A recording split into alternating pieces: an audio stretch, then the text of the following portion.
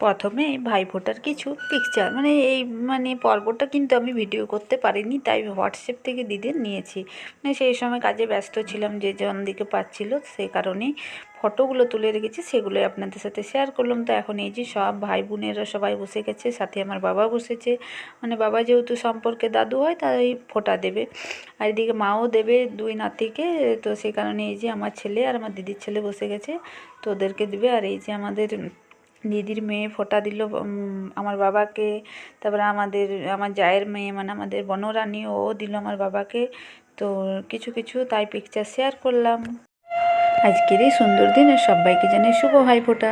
তো আমার সমস্ত ভাইদের জানাই ভালোবাসা, দাদাদের জানাই প্রণাম।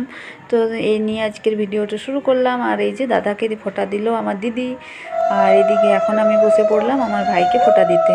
তো ভাইও কাজের জায়গা থেকে গতকালকেই এসছে, আর আমার বাড়িতেই ফোঁটাটা নিচ্ছে, কারণ আমাদের এখানে কালী পুজোটা ভীষণ ভালো হয়, তাই দিদিও এখানে চলে আসে প্রত্যেক বছর।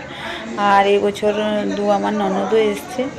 তো আমার বড় ননদেরও বাড়িতে কালী পুজো, তাই পুজোর দিনগুলোতে আসতে পায় না, যে বছর পুজোর পালি থাকে সেই বছর তো আসতেই পায় না। তো যাই হোক, এই বছর সবাই একসাথে জড়ো হয়েছে, ভীষণ ভালোও লাগছে, সবাই বাড়িতে আছে, আনন্দ হইচই, একসাথে বেশ ভালো আনন্দ হচ্ছে। আর এই যে পাশেই বসে আছে আমার বড় মামার ছেলে, তো ওকে আবার বড়দি দেবে, আমার বড় ননদ দেবে ফোঁটা।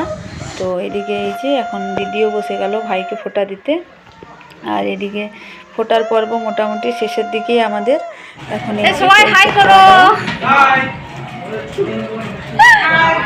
তুমি কি খাচ্ছ আজকে? এত বড় ভাইফোঁটার দিনে আজকে চপমুড়ি খাচ্ছ?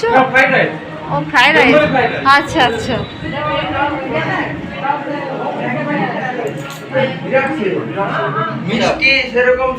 বড়দি আজকে কি করছো? আগে ভাইফোঁটা সব রেডি করছো? হ্যাঁ, সব রেডি করছি ভাইদের জন্য। এটাই কি হাঁড়িতে কি বানিয়েছো? পায়েস পায়েস। ও আচ্ছা আচ্ছা। একটু পায়েস বানিয়েছি, ঘুগনি বানিয়েছি, ওকে দেখি বানিয়েছি। ও আর এখানে এই যে এবার বড়দি দিচ্ছে আমার ভাসুরকে, বড়দির দাদা।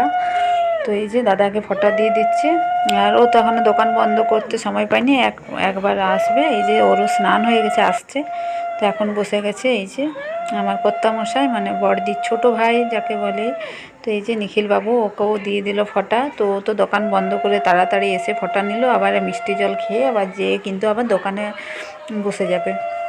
আজকে ভাইফোঁটার দিন দোকানে প্রচণ্ড ভিড়, তাই একটুখানি ফাঁকা হতে না হতে চলে এসছে, এসে আবার ইয়ে করবে, ফোঁটাটা নিয়েই তাড়াতাড়ি জল মিষ্টি খেয়েই চলে যাবে। তো এখানে বড়দি দিয়ে দিল। আর আমার ছোটো ননদ এই বছর পায়নি ফোঁটা দিতে, যেহেতু ওর ভাসুরের বউ মারা গেছে, তো বড় যা মারা গেছে, সে কারণে অসুখ বলে আর দিতে পাইনি। এই যে এখানে আমার যে সবাই এখন বসে পড়েছে খেতে, তো খাওয়া দাওয়া করছে। এখানে ব্রেকফাস্ট টিফিন চলছে এখন, জলখাবার আমাদের যাকে বলে। আর এই হচ্ছে ছোটো মামার ছেলে, ছোট ছেলে, আর বড়দি আগে যাকে দিল সে হচ্ছে বড় মামার ছেলে। তো মামাদের একটা করেই ছেলে, আবার ছোট ছেলে বড় ছেলে, এরা হচ্ছে দু ভাই। তো এই যে বড়দি ছোটন, এর নাম ছোটন, তো একেও দিয়ে দিল, ফোঁটা দিয়ে দিচ্ছে। আর ওই যে এখন এবারে রান্নাবান্নাও কিন্তু প্রায় চলছে, রান্নাবান্না প্রায় চলছে, শেষের দিকে। এখন এই যে এরা দু বোনে মিলে ভাই থেকে দাদা দিকে সবাইকে যাকে যা ফোঁটা দিয়েছিল দিয়ে দিয়েছে। আর ওই যে পাঞ্জাবি পরে বসে আছে, এটা হচ্ছে আমার ছোটো ননদের ছোট ছেলে। লাল রঙ করে যে মুড়ি খাচ্ছিল ও কিন্তু বড় ছেলে।